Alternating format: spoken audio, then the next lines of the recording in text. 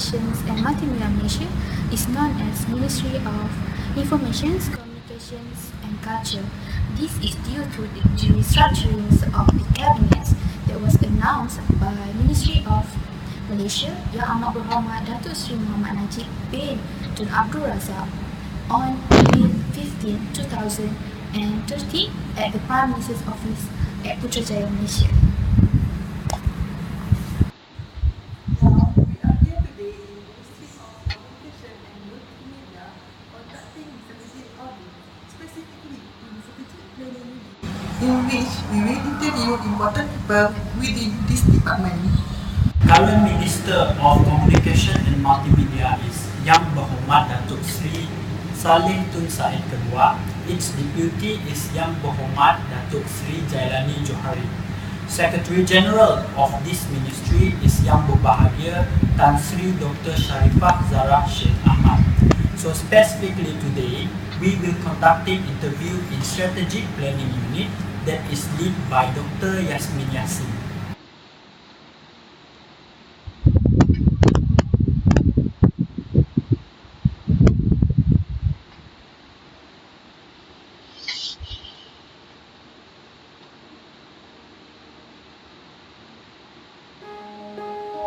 Missions of Ministry of Communication and Multimedia. There are 9 components of mission statement which are include customer, product or services, markets, technology, concern for survival, growth and profitability, philosophy, self-concept, concern for public image, and concern for employees. In order to get this ministry serve to increase regionalization, provide access to a market growing at 9%. Rapid urbanization will lead to 80% of population living in cities by 2020. Equitable access to the 20% rural population is a priority. Pertaining to technology, exponential reduction in the cost of technology drive democratization of devices. Accelerating increase in technology capabilities give rise to advanced machine intelligence. Ubiquitous connectivity empowers the proliferation of Internet of Things and pervasive cloud. This ministry also serves to business and government, whereby Industry 4.0 for production lifts manufacturing productivity by 5 to 8% on total costs. Cyber threats continue to grow as seen in a 126% increase in incidents of major cyber attacks in 2014.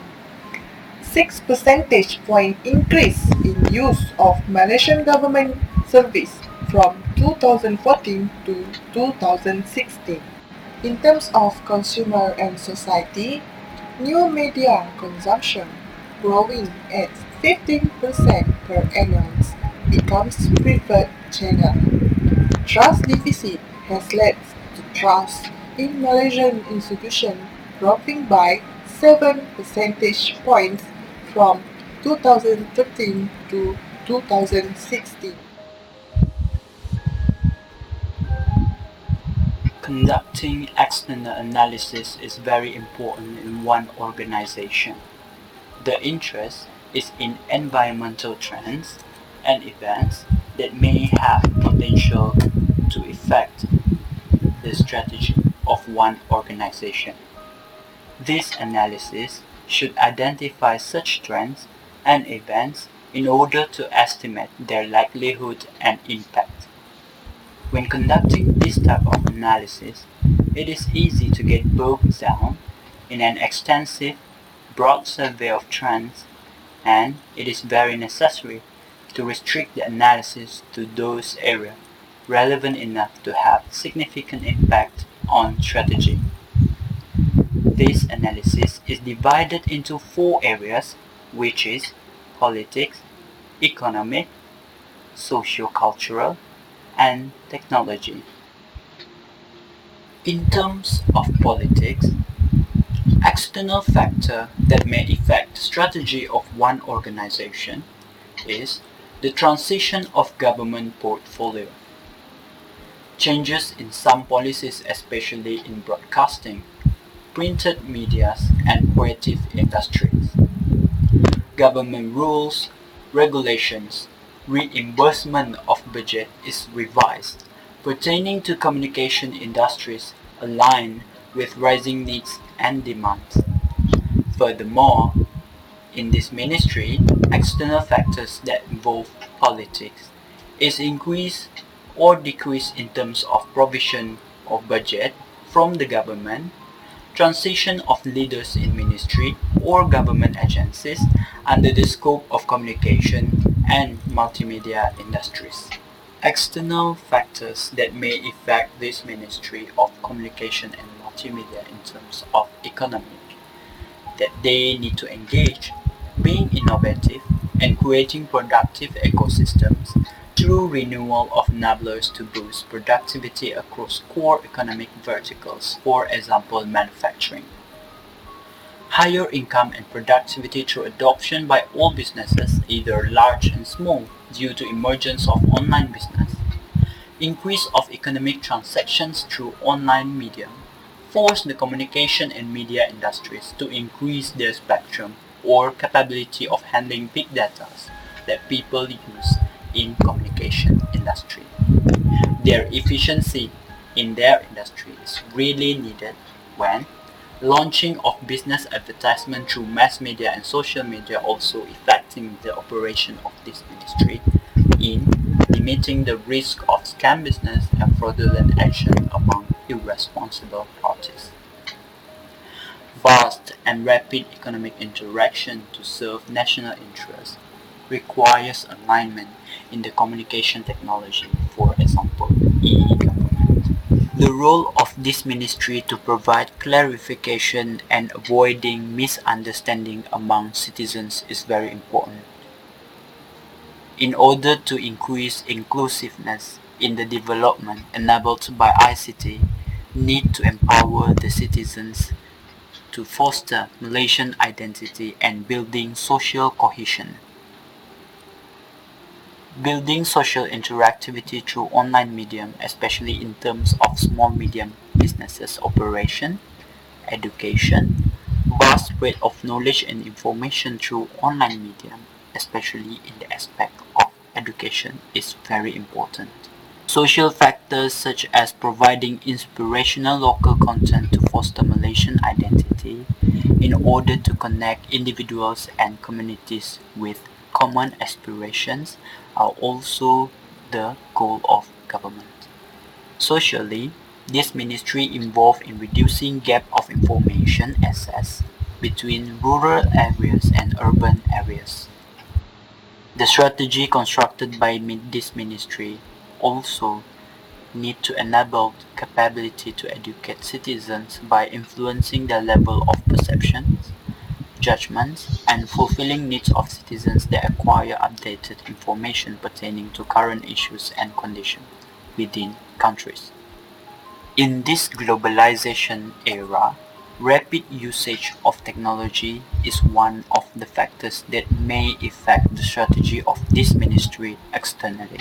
The growth in digital businesses, digital content, and digital services, for instance, in health industries, banking, and education, force this ministry to increase the spectrum. Efficient and engaging government in digitizing and synchronizing system for efficiency in order to create people-centric communication with this ministry. Citizens' feedback pertaining to government operation, especially complaint, recommendation, and suggestion. There are four future scenarios which are include peer-to-peer by default, two-speed world, eternal platforms, and balkanized ecosystems. In peer-to-peer by default, in this scenario, A large urban population and a smaller rural population have equally enjoyed the benefits of development. The benefits of technology are significant and well distributed to allow prosperous, sustainable, and inclusive life for all. Significant technology advances have raised the quality of life for all, and lifespans of 100 years and more are common. Machines have broadly replaced human workers, and 25-hour work weeks are the norms. The greatest challenges under this scenario come from the rise of peer-to-peer technology and other advances that displace humans in economic activity. Meanwhile, in two-speed world, in this scenario, the benefits of technology are significant but have accrued disproportionately to the richer and more educated populations. Significant technology advances have raised quality of life for the rich, and lifespans of 100 years and more can be bought. Machines have broadly replaced lower-skilled human workers, and large employment losses have left a significant segment of the population underdeveloped. A small group of haves around the globe govern a very large population of have-nots. The economic and digital divides leads to regular social disturbances. In eternal platforms, in this scenario, countries operate in a regionally integrated context.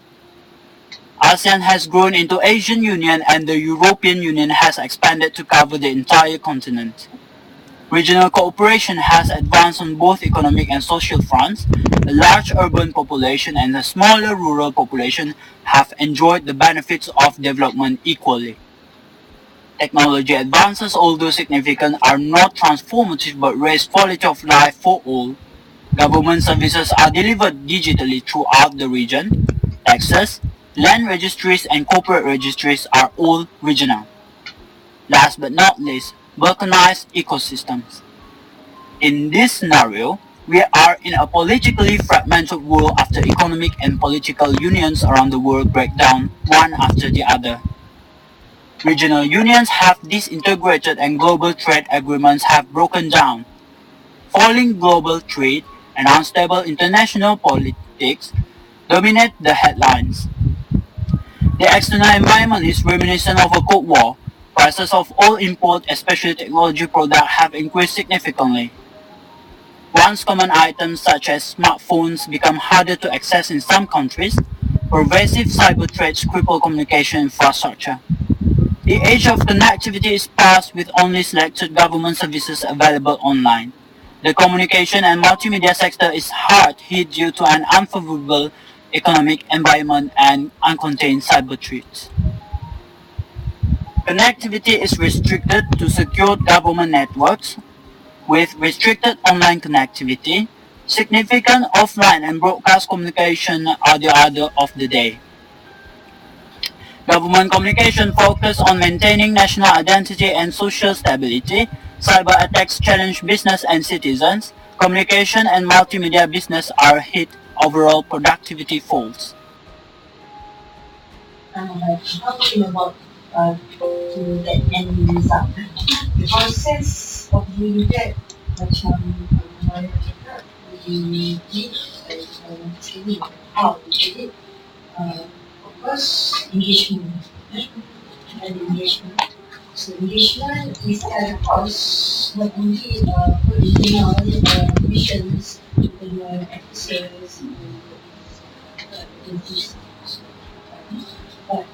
but also with ministries that have things connected to communication and multimedia, such as ministry, such as